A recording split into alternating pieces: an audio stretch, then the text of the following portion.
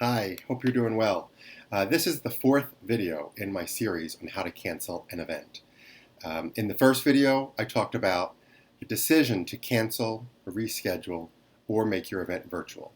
And at my company, we are partnering with a couple different virtual event companies so that we can offer these services to our clients to continue managing their events. In the second video, I talked about the contract clauses that you need to really analyze and understand before canceling your event so that you know what your negotiation strategy is. And those were the cancellation schedule, the attrition policy, deposit schedule, and the force majeure clause. In the third video, I talked about the actual negotiation and the process of canceling. You don't want to just call and cancel and then sort out the details later. So I talked about two, three different scenarios and how I would handle each of those. In today's video, I want to do a little case study. I just finished negotiations recently with a hotel, a resort in Mexico. I'm going to choose not to say what the resort is. And I was able to negotiate a cancellation with no penalty, and the resort is returning all funds to me, which I can return to the client. So I want to talk about what that process was, just to give you an example. If you're working on canceling an event, a conference, a trip, an example of how this process could go. And if this is a situation that you're dealing with or that you're going to need to deal with soon, please feel free to give me a call or shoot me an email. I'd be happy to talk and see if I can be of any assistance. So the event that we're talking about here was for about 160 people at a Mexican beach resort, and the event was in early May. So still, when I started working on the cancellation, it was almost 2 months off. Our force majeure clause included this sentence: the fulfillment of this agreement by either party is subject to blah, blah, blah, blah, blah, or other emergencies making it inadvisable, illegal, or impossible to perform as originally contracted under this agreement. And if the agreement may be terminated for any one of these reasons by written notice from one party to the other. So the key clause in there is emergencies making it inadvisable, illegal, or impossible to perform. So as of a month ago, when I started working on this cancellation, there were no laws, no regulations, no guidelines about travel to Mexico. At that point, people were saying no reason to cancel your events. Airlines were still flying internationally to all destinations. There were only a couple cases of coronavirus in Mexico. So we really could have operated the trip. So we didn't really have the necessary situation to cancel yet.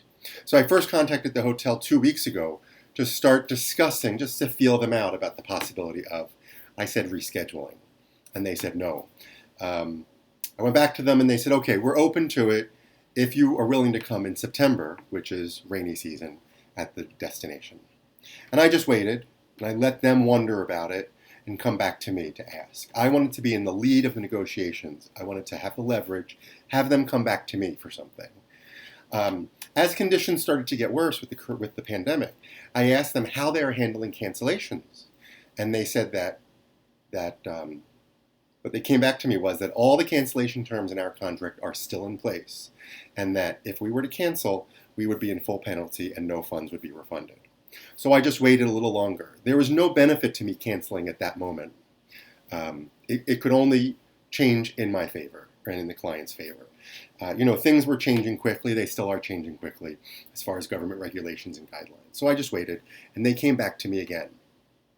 March 17th, the U.S. government issued a 15-day plan that included a bunch of guidelines for all Americans, including a line that said, avoid non-essential travel. So this was as close as I could get to the force majeure clause. Force majeure clause said, emergencies making it inadvisable, illegal, or impossible. So this was, somebody said it's inadvisable. Now, I know this was only for 15 days and the trip was in May, but it was close enough that it was worth a try. And I anticipated that they were going to say no, and there was going to be a negotiation. So I sent my email to them saying, here's the force majeure clause, here's a document from the government saying it's inadvisable to travel, please send us all our money. And they came back and they said, well, we can't do that because this is only for 15 days and your event's in early May, but we'll allow you to rebook your event for any dates between now and mid-December with no penalty, but you have to commit to the new dates in 2 weeks. And all of your deposits are due now. And all of your attrition deadlines are the original dates.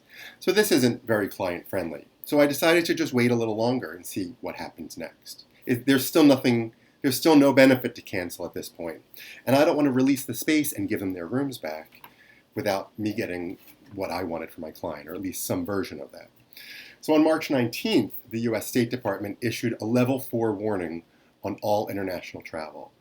Again, the warning did not indicate that this was going to continue until May, but the evidence was building that international travel was inadvisable. The government was talking about closing the border, talking about closing the Canadian border, talking about closing the Mexican border.